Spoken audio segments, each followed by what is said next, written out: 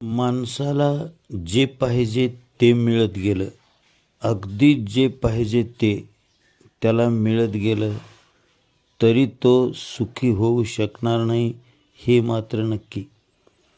कारण जे जे मिळत जाईल त्याच्यानंतर आणखीन पाहिजे हे मात्र शिल्लकच राहणार आहे, अगदी 100%. आणि म्हणून प्राप्त करून सुखी होण्याची जी कल्पना माणसाच्या डोक्यामध्ये आहे ते कधीच यशस्वी होणारी नाही.